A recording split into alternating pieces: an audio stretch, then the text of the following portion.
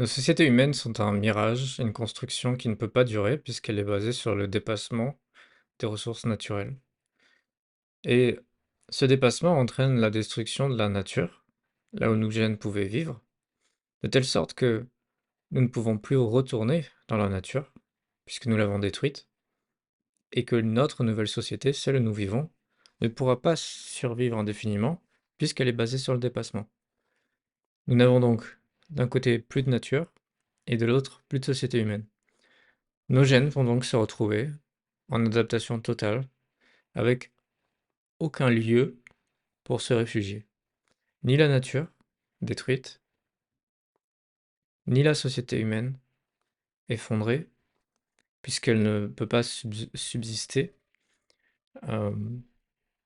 du fait qu'elle est basée sur du dépassement. Donc ça ne dure qu'un temps. Que va-t-il se passer alors lorsque ce petit cirque,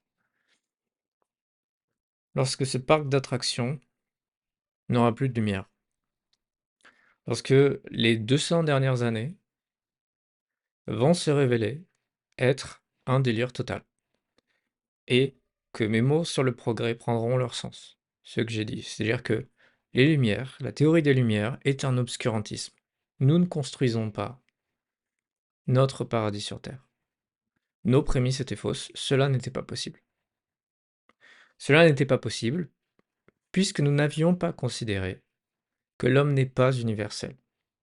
Transformer le monde devait entraîner la transformation de l'homme, puisque nos gènes ne sont pas adaptés à ce nouveau monde.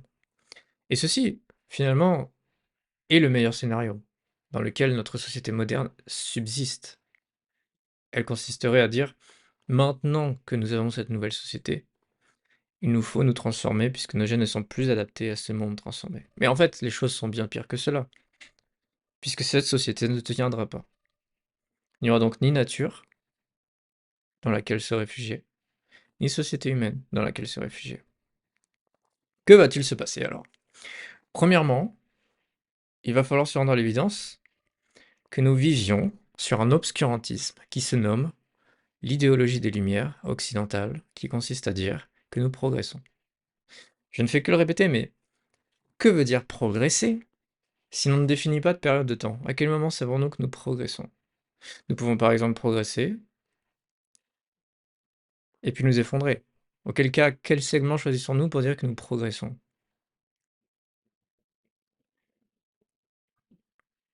Soit on progresse indéfiniment, croissance infinie, non-stop jusqu'à la fin de l'univers et on croit au délire hégélien,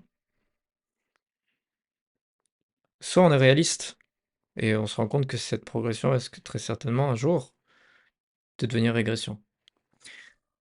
Donc il n'y a pas de progrès, sauf que cela fait 200 ans que nous sommes imbibés dans ces sociétés qui sont basées sur du dépassement. Il n'y a personne sur cette planète encore vivant pour connaître le monde pré-industriel.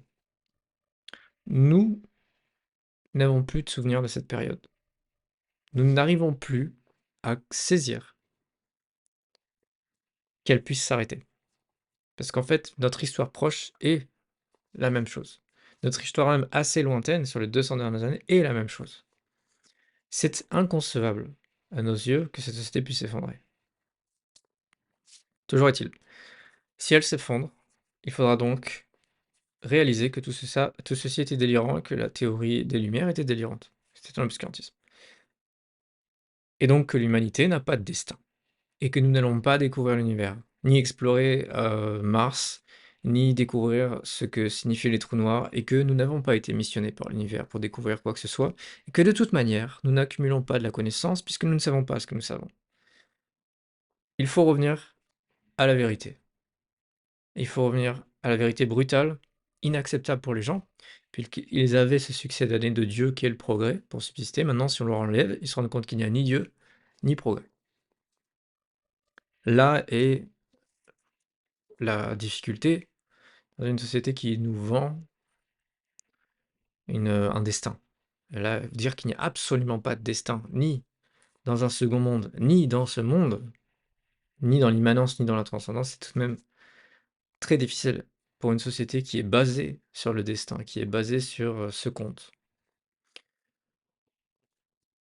Donc voilà la première chose qui va se passer. La deuxième chose, c'est la symbiose inévitable. La symbiose et même allons plus loin, simplement la métamorphose, en dehors même de toute symbiose. Symbiose avec, les machines et cetera et puis métamorphose, au sens où l'être humain devra se modifier et modifier encore plus son environnement, à tel point d'ailleurs qu'on pourrait se demander si il existera encore le moindre, gramme de nature ou si nous ne transformerons pas tout, par édition génétique pour correspondre à ce qu'il faut pour survivre et que nous n'allons pas utiliser finalement l'intelligence artificielle et nos intelligences pour concevoir, de nouveaux êtres qui survivent aux nouvelles conditions. Pour le dire simplement, si nous n'allons pas accélérer le processus de l'évolution qui ne pourrait pas, par, méthode du hasard, réussir à s'adapter en si peu de temps, si nous n'allons pas transformer ça par de l'intelligence et de l'édition génétique afin de survivre et de se transformer rapidement et de se métamorphoser et donc probablement que nous verrons de nouvelles plantes, de nouveaux aliments et que cela ne sera pas suffisant puisque l'être humain peut-être ne pourra pas manger ces aliments puisqu'il n'a jamais eu ces aliments en face de lui et qu'il y aura donc de nouveaux êtres vivants, humains, et que nous éditerons notre génétique pour consommer ce que nous avons édité dans la nature et que nous soyons compatibles avec celle-ci. Sans doute que nous «améliorerons» entre guillemets, il ne s'agit pas vraiment d'une amélioration, mais nous modifierons le fonctionnement de nos gènes afin de survivre à des températures de plus en plus extrêmes. Modification des gènes, prothèse, hem, informatique, donc disons, quand je dis informatique, machine de Turing, prothèse, robotique et édition génétique et édition génétique à la fois de nous et de ce qui nous entoure. Le monde de demain, pour ceux qui survivront, sera, je pense, de cette sorte, puisque nous avons à la fois détruit la nature et à la fois détruit nos sociétés dans lesquelles nos gènes pouvaient encore vivre, eh bien, il faudra tout compenser pour survivre. Donc compenser nos gènes et compenser les gènes de ce que nous mangeons et de ce que nous, ce avec quoi nous interagissons, et que ça passera à la fois par de l'édition directe et à la fois par de la symbiose avec des machines de Turing. Et donc, ma perspective là-dessus, c'est que la symbiose est totalement inévitable. Enfin, plutôt, n'a que 2 choix possibles, soit la mort, soit la symbiose et qu'il n'y en a probablement pas d'autres et que donc, à mon avis, il n'y aura peut-être plus d'espèces humaines comme on l'entend, heu, dans c dans 50 ans. Nous serons totalement transformés et nous serons plus des êtres humains, puisqu'il n'y a plus d'endroit où vivre pour l'être humain. Toujours est-il, malgré cela, que alors le choc dont j'ai parlé au début, le choc à cause de théorie des Lumières, sera extrêmement brutal, notamment parce qu'il existe aujourd'hui des sécateurs du devenir, qui vous vendent le dieu machine et qui vous vendent finalement la continuation du progrès à travers la machine. Et il faudra se rendre à l'évidence que ce progrès ne servira plus à, une cause, ce ne sera plus un moyen, mais une fin en soi. Et ça tout de même, là je vais reprendre un petit peu, les mots de L.J. Brouwer, c'était un mathématicien, qui a écrit en 1850 un papier à la fois sur le mysticisme, l'art et j'en passe, et il avait notamment vu ça, que nous allons transformer les moyens en fins. Et effectivement, le progrès qui était un moyen pour l'être humain de vivre, le progrès permettait à, nos gènes de vivre, va devenir une fin, c'est-à-dire le progrès va devenir indépendant de l'homme. Les gens veulent progresser pour progresser,